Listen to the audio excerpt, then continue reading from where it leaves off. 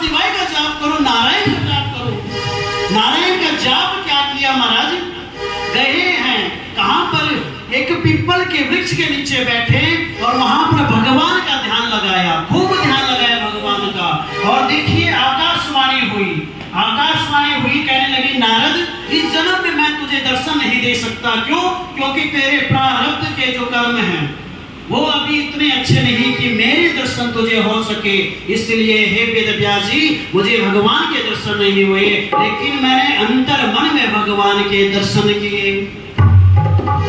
इसलिए तुम क्या करो, भगवान की महिमा का वर्णन करो। और लेकिन मेरी जब मृत्यु हुई, मरने के बाद जब कहीं चतुर्युगी बीत गए, जब ब्रह्मा जी समस्त सृष्टि को समेट रहे थे, तो मैं उनके श्वास के रास्ते उनके हृदय में उतर गया। और जब उन्होंने सृष्टि की रचना करने की सोची, तो मैं मरीचि आदि ऋषियों के साथ उनकी नासिका से बाहर आ गया। तब से मैं हर युग में विचरण करता रहता हूँ, जहां चाहूं वहां जाता रहता हूँ। भगवान की मेरे जीवन में इतनी बड़ी कृपा हुई, तो क्या करना है? सत्संग करो। किसको कहा? जी को कहा सत्संग कीजिए, सत्संग से ही कृपा होगी। और कृपा कैसे होगी? देखिए सरस्वती नदी के तट पर बैठकर वेदव्यास जी ने वो भगवान का ध्यान किया, वह महिमा भगवान की कि भगवान की कृपा से दिव्य श्रीमद् भागवत की रचना कर दी। 12 स्कंद, 335 अध्याय और 18,000 श्लोकों से परिपूर्ण चतुश्लोकी भागवत को 12 स्कंद में बनाकर उसको इसकी रचना कर दी। श्रीमद् भागवत महापुराण की जय। अब कहा इसको दूं किसको? यह भागवत संहिता दूं किसको? तो विचार मन में विचार आया, प्रभु ने कहा था चिंता मत करो, एक दिन तेरा पुत्र वापस आएगा। तो अपने 2 शिष्य बुलाए। किसको बुलाया? 2 शिष्य बुलाया। और 2 शिष्य जैसे बुलाए, कहा कि आओ, और मेरा पुत्र तपस्या कर रहा है जंगल में, उस निराकार को याद कर रहा है, उसको बताओ कि साकार में बड़ी प्रेम है, साकार में आनंद है।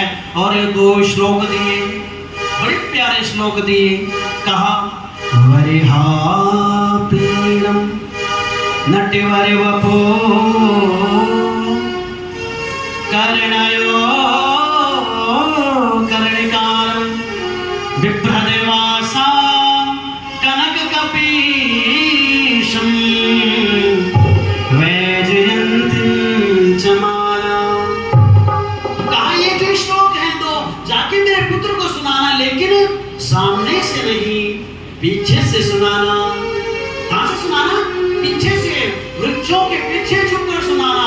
अगर कहे सामने आओ तो सामने मत आना। क्यों? तेजो वारि मृदाम, एक तेज जब तक उत्पन्न हो, एक जिज्ञासा उत्पन्न हो, भगवान को पाने, भगवान के स्वरूप को, इस भागवत को लेने की जिज्ञासा उत्पन्न हो, तब तक मत सामने आना। एक जिज्ञासा, एक तेज उत्पन्न होना चाहिए। कहा ठीक है गुरुदेव। गए महाराज, सुखदेव जी भगवान का कीर्तन कर रहे, निराकार को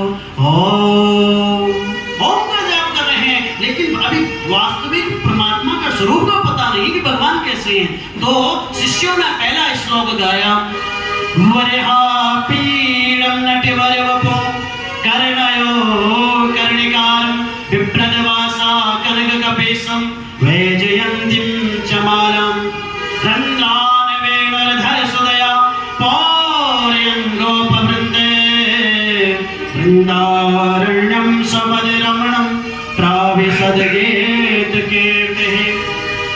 देखिए कितना सुंदर अर्थ है इस श्लोक का। जितना आनंद इस श्लोक को सुनने में है, उससे ज्यादा इसकी हिंदी में आनंद है। कहा वरिहा, भगवान ने मोर मुकुट जिस प्रभु ने धारण कर रखा है, वरिहा पीडम नटवर वपो, जो नटों की स्वामी है, नटवर वपो कर्णयो कर्णिकारं, कनेर का वृक्ष होता है ना, उसके फूल होते हैं पीतांबर, पीले पीले, और भगवान ने वो अपने कानों पे धारण कर रखे हैं, बड़े सुंदर लग रहे हैं। अधरों में बंसी है, गले में पीतांबर लटक रहा है, और गले में वैजयंती माला है। इतना सुंदर भगवान ने स्वरूप धारण किया है। घुंघराले जिनके बाल हैं, पाँव में जिनकी पायल सुशोभित हो रही है, जब वो चलते हैं इतनी मधुर, किस जैसे ढोलक की तान चलती है, ढोलक तान देता है, तान देता है, उसी प्रकार बंसी के स्वर में वह पायल ताल दे रही है और भगवान बंसी का वादन कर रहे हैं और ग्वाल बालों के साथ महाराज वृंदावन में प्रवेश कर रहे हैं। सुखदेव मुनि ने जब ये बात सुनी, ये श्लोक सुना, भगवान की महिमा सुनी, छटपटा गए। अरे कौन है जो भगवान की इतनी सुंदर महिमा का वर्णन कर रहा है? इस सामने आइए ना, हाथ जोड़ रहे हैं, कह रहे आइए। एक तेजोवारी वृंदावन कहाँ है? सत्यम परम धीमे, सत्य कौन है? परमात्मा। तेजोवारी, तेज उत्पन्न होना चाहिए, एक जिज्ञासा, जब तक जिज्ञासा ना हो कुछ नहीं सीख सकते। भगवान के स्वरूप का वर्णन करें, भगवान वृंदावन में प्रवेश कर रहे हैं, वेणु का वादन हो रहा है और ये कहा। फिर सुखदेव जी ने सोचा जो इतना सुंदर है वह मुझे क्या अपनाएगा? देखिए जो सुंदर होगा और एक सांवले कलर का होगा, वो सोचेगा, मन में थोड़ा डाउट आता है कि मुझे क्या अपनाएगा, इसके दिल में मेरी क्या जगह होगी? जो इतना सुंदर है, गोपियां जो ग्वाल बालों के बीच में जो घिरा हुआ है, जितने बड़े बड़े भक्त जिसके हैं, क्या वो मुझे तुच्छ जैसे दास को बनाएगा? लेकिन शिष्यों ने जैसे ही बैठे, शिष्यों ने दूसरा श्लोक गाया, अहो बकीयम स्तन काल कोटम जिंघासया पाय यदप्यसाधि लेभे गतिं धात्युचितां ततोनिं कं वा दयालो शरणं प्रपद्ये। कहा वो भगवान जिन्होंने पूतना जैसी राक्षसी का उद्धार किया, क्या गति, जो माँ यशोदा को गति देने वाले हैं, वह पूतना राक्षसी भगवान को मारने आई, लेकिन भगवान ने कहा, अरे इसने तो मुझे अपने पुत्र के समान दूध पान करवाया है, मैं इसको वो गति प्रदान करूंगा जो माँ यशोदा को करने वाला हूँ। तो यहाँ पर जब ऐसा श्लोक गाया तो सुखदेव जी खड़े हुए, कहने लगे, मैं आपके साथ जाने के लिए तैयार हूँ, बताइए ना कौन हो आप? शिष्यों ने देखा, अब इनके अंदर जिज्ञासा उत्पन्न हो गई है, अब ये भगवान की कथा को ग्रहण करने वाले हैं, ये भगवान की कथा को सुनने के योग्य हैं, तो भगवान की कथा सुनाने के लिए तैयार हुए। कहा, सुखदेव जी हम आपके पिता के शिष्य हैं, चलिए हमारे साथ। ये तो 2 श्लोक हैं महाराज, ऐसे ऐसे 18,000 श्लोक पढ़े हैं आपके पिताजी के पास, एक बार चलिए तो सही। इतनी मिठास है इस भागवत में। गए सुखदेव जी, दिव्य श्रीमद् भागवत का दिव्य ज्ञान सुखदेव जी को दिया और सुखदेव भगवान के जय। राजा परीक्षित को सूत जी से पूछते, सौनक जी राजा परीक्षित को यह भागवत कैसे मिली? राजा परीक्षित को यह भागवत कैसे मिली? तो कहा कि ये एक बार राजा परीक्षित अपने खजाने की सफाई करवा रहे थे। क्या करवा रहे थे? खजाने की सफाई। और उस खजाने में जरासंध का एक स्वर्ण जड़ित मुकुट रखा हुआ था। क्या रखा था? स्वर्ण जड़ित मुकुट, जिसमें हीरे मोती, बड़ा ही सुंदर मुकुट। राजा ने सोचा, यार मेरे दादा ने परदादाओं ने मेरे इतना सुंदर खजाना रखा हुआ है, मेरी आज तक नजर नहीं पड़ी। देखिए, स्वर्ण मुकुट को उठाया, अपना मुकुट नीचे रखा, उसको सर पे धारण किया। जैसे सर पे धारण किया, प्रवृत्ति चेंज होगी। क्यों? भले का संग हो तो जीवन में सब काम भले भले होते हैं, लेकिन अगर दुर्गुण व्यक्ति का संग हो, सारे काम अवगुण ही अवगुणी होते हैं। इसलिए बोलना पड़ेगा। मैंने कहा था, कोई आए कोई जाए, इससे चिंता मत करें, समय बहुत हो रहा है, शिव विवाह करवाना है, इसलिए कथा पे जरूर ध्यान दे। बोलना पड़ेगा और जोर से। हाँ जी, सिर्फ यहाँ देखिए, बस और कहीं नहीं। मैं भी ठाकुर जी को देख रहा हूँ, मैं किसी को नहीं देखता। तो क्या करना है? धारण किया तो सोच हिंसात्मक हो गई। आज कभी एक चींटी तक को अपनी जान उसके नहीं मारा, आज मन में विचार है शिकार खेलने जाऊं। क्या करने जाऊं? शिकार खेलने जाऊं। लेकिन मंत्रियों ने कहा, अरे महाराज क्या कर रहे हैं आप? राजा ने थोड़ी देर के लिए मुकुट नीचे उतारा। क्या? मुकुट नीचे उतारा, अपना मुकुट पुनः धारण किया और कहा कि मंत्रियों ने कहा, राजन हमें तो कहीं यज्ञ के लिए जाना है, कहीं कुछ और कार्य के लिए जाना है, चलिए। गंगा नदी के तट पर जब राजा पहुंचे तो उन्होंने देखा कि शूद्र के वेश में, एक राजा के वेश में एक शूद्र, राजा के वेश में कौन? एक शूद्र एक पैर के बैल को और धरा में पड़ी हुई एक गौ माता को बड़ी दुर्गति से मार रहा है। बैल को डंडे से पीट रहा है, गौ माता को ठोकरे मार रहा है। क्या मार रहा है? ठोकरे मार रहा है। राजा ने देखा, मेरे शासन में ऐसा कोई कृत्य कर सकता है? राजा को बड़ा आश्चर्य हुआ। कहा, हे दुष्ट, मैं तुझे अभी सजा देता हूँ। तलवार निकाली, जैसे तलवार निकाली कलयुग समझ गया। कौन थे वो? कलयुग समझ गया कि राजा बड़े क्रोध में, मैं जरूर मरने वाला हूँ, आने जन्म होने से पहले खत्म हो जाऊंगा। शरणागत कहूं ते तजहि निज अनहित हनुमान, ते नर पावर पाप मया तिनहि बिलोकत हान। कहा, राजन मैं आपकी शरणागत हूँ, मेरी रक्षा करें। आप रक्षा नहीं करेंगे कौन करेगा? आप रक्षा नहीं करेंगे कौन करेगा? राजा ने कहा, ठीक है मैं तुम्हें नहीं मारूंगा। बैल से पूछा, आप कौन है? कहा, तपाशोचम दया सत्या पादावृते कृतः। कहा, तपाशोचम दया सत्यमेति। कहा, मैं धर्म हूं। मेरा नाम क्या है? धर्म। मेरे कितने चरण हैं? 4 चरण। कितने चरण हैं? 4। तप, दया, दान और तप, सत्य, दया और दान। कितने हैं? 4। सत्य क्या कलयुग में है? कोई सत्य बोलता है? अगर पूछ लिया किसने कहाँ बैठे हो तो क्या कहेंगे? हम तो मार्केट में हैं। ये आजकल जो फोन है नहीं, तो बहुत झूठ बोलने की बीमारी है। फोन पे न जाने कितने झूठे मैसेज करते हैं, कितनी झूठी बातें बोलते हैं। तो सत्य कहाँ रह गया कलयुग में? सत्य की कोई वो नहीं है। कहाँ तप? क्या कोई तप कर सकता है? महाराज 4 घंटे एक आसन में नहीं बैठ सकते, 2 मिनट में ही एक पांव ऊपर उठा दिया, दूसरा उठा दिया। क्या तप कर सकते हैं? दया, क्या हमारे अंदर दया है? अगर कोई मार्केट में कोई मार खा रहा हो तो हम रील बनाते, वीडियो बनाते हैं। क्या कभी हम बोलते हैं कौन पंगे में पड़ेगा, कौन बीच में जाएगा? क्या बताओ, दोनों फिर मेरे को ना पीट दे, है नहीं बात? लेकिन क्या है, धर्म कहता है अगर कहीं पर अहिंसा देखते हो, आप योग्य नहीं हो कुछ करने के, वहां से चले जाओ, लेकिन उस चीज को देखो ना।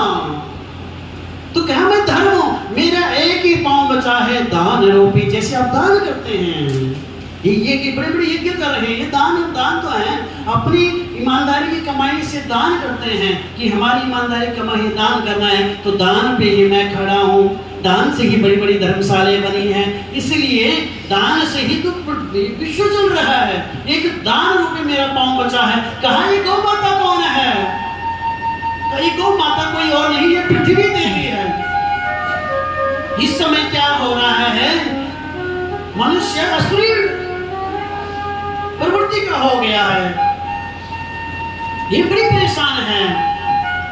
कहा, अच्छा इतना भयंकर समय आ गया है। हे कलयुग, अगर तेरे अंदर इतने अवगुण हैं तो तेरा जीवित रह के कोई फायदा ही नहीं, तुझे मर जाना चाहिए। क्या ना, तुझे मर जाना चाहिए। तो फिर कह रहे हो कि राजा मेरी रक्षा करो। कहा, मेरे अंदर अवगुण है तो मेरे अंदर गुण भी है। कलयुग केवल नाम आधारा, सुमेर सुमेर नर उतरे पार। कहा, मेरे अंदर गुण है। कलयुग में जो व्यक्ति भगवान का नाम लेगा उसके ऊपर मेरा कोई प्रभाव नहीं होगा। लेकिन हाँ, द्यूतम पानम स्त्रिया शूना यत्रा धर्मश्च दुर्विदा। चार जगह मेरा वास हमेशा रहेगा।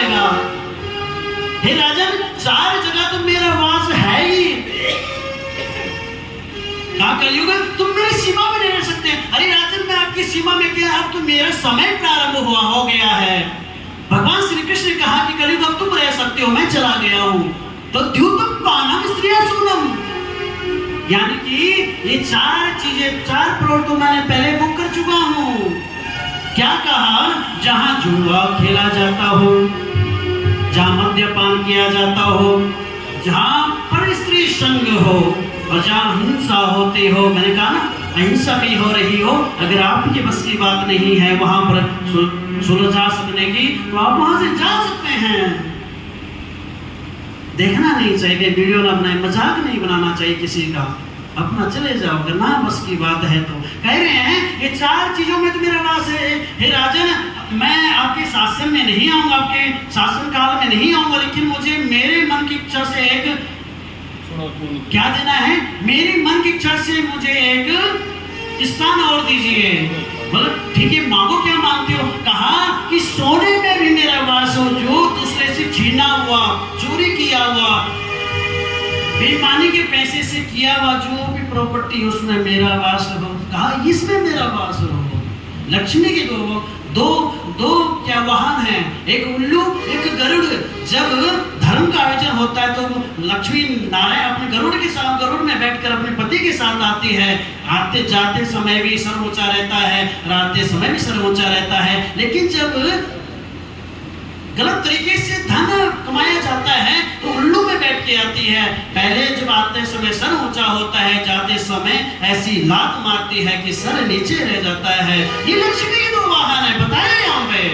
भागवत जी कह रहा है कि यहाँ पर राजा परीक्षित ने कहा ठीक है। राजा परीक्षित अपने राज्य में गए, मन में वही बात है कि वो मुकुट धारण करना है। क्यों? क्योंकि भगवान की लीला है। वही मुकुट जरासंध वाला धारण किया। कहा मुझे यज्ञ करने जाना था ना, मैं जा रहा हूँ। गए, मन में विचारित देखा हिरण है, पशु पक्षी है, खूब उनका शिकार करने लगे। सेना से दूर हो गए, भूख लगी, प्यास लगी, चलते चलते चलते चलते समेक ऋषि के आश्रम के नजदीक गए। वहां जाकर समेक ऋषि को प्रणाम किया। कहा गुरुदेव मुझे भूख लगी, प्यास लगी, कुछ जल दीजिए ना, कुछ जल दीजिए। लेकिन समीक ऋषि भगवान के ध्यान में थे, कोई जवाब नहीं दिया। तो राजा को बड़ा क्रोध आया। देखिए व्यक्ति की प्रवृत्ति कैसी होती है। कहाँ धर्मात्मा आज कैसी दुर्बुद्धि बैठी है। यहाँ कह रहे हैं कि तुम मेरा अनादर कर रहे हो, मेरी बात नहीं मानते। मरा हुआ सांप उठाया और समीक ऋषि के गले में डाल दिया। यह दृश्य उनके शिष्य देख रहे थे और उनके शिष्यों ने देखा, जाकर गए और उनके जो पुत्र हैं श्रृंग ऋषि हैं। कौन है? श्रृंग ऋषि। श्रृंग ऋषि से कहा अरे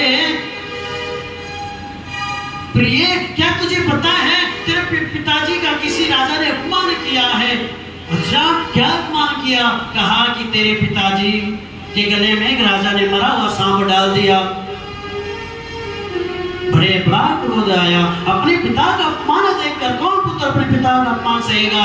यहाँ श्रृंग ऋषि ने कौशिकी नदी का जल लिया और हाथ में जाके श्राप दे दिया। जिस राजा ने मेरे पिता का अपमान किया, आज से 7वें दिन तक छक नाक के डसने से उसकी मृत्यु हो जाएगी। इतना भयंकर जब श्राप दिया महाराज राजा परीक्षित को कोई अनुमान नहीं कि मुझे श्राप मिल गया। घर जब राजमहल गए, वहां जाकर पानी पिया, मुकुट नीचे रखा तो स्मृति जा गई। कहा अरे रानी, आज मैंने बड़ा ही अपराध कर दिया, एक संत का अपमान किया है। मैंने जिंदगी में मैं यानी जीते जी मर चुका हूं। मैं मेरे पास कुछ भी बाकी नहीं बचा, क्या करूं मैं? इधर उधर विचरण कर रहे थे। उसी समय श्रृंग ऋषि अपने पिता के पास आए और कहने लगे, रोने लगे। पिता की आंखें खोली, देखा है गले में सांप पड़ा हो, उतार के नीचे रखा। कहा पुत्र क्यों रो रहे हो? कि पिताजी आप देख नहीं रहे कि किसी राजा ने आपका अपमान किया है, लेकिन चिंता मत करो, मैंने उसे दंड दे दिया है। समीक ऋषि ने पूछा दंड, कौन सा दंड दे दिया? कहा मैंने उसको 7वें दिन तक छक नाक के डसने से उसकी मृत्यु हो ऐसा श्राप दे दिया है। ऋषि ने कहा अरे पुत्र, तुमने अपनी शक्तियों का दुरुपयोग किया है। तुम जानते हो कलयुग के अंतिम राजा है राजा परीक्षित, जो धर्म का कार्य करते हैं, धर्मात्मा पुरुष हैं, जो ऐसा राजा न कभी होगा ही नहीं। समीर से अपने शिष्यों को बुलाया, कहा इधर आओ, जाओ राजा के महल में जाके राजा को सूचित कर दो कि आज से 7 बजे तुम्हारी मृत्यु होने वाली है, तुम अपना कुछ बचाव के लिए कुछ करो। कहा क्या करूं? पूछेंगे तो क्या करूं? तो बोलना कि जाओ गंगा सब राजपाट अपने पुत्र को दे दो, गंगा जी के तट पर जाओ। तो महाराज शिष्य गए, राजा के पास गए। राजा ने देखा शिष्य आ गए, जरूर गुरुदेव मुझे कोई दंड देंगे। कहा मुझसे गलती हो गई। अरे राजन आपसे गलती नहीं, गलती आपको तो दंड मिल चुका है, गलती ऋषि के पुत्र से हो गई। उन्होंने आपको 7वें दिन मृत्यु का दंड दे दिया है। तक्षक नाग आकर आपको डसेगा, कुछ यत्न कीजिए, आप राजपाट छोड़िए, जाइए अपने गंगा के तट पर, उद्धार गंगा ही कर सकती है। राजा ने कहा ठीक है। वही गए, देखिए बड़े बड़े ऋषि मुनि भी वहां एकत्रित हुए हैं। कहाँ एकत्रित हुए हैं? उसी जगह पर एकत्रित हुए हैं और कह रहे हैं कि राजन आपका स्वागत है,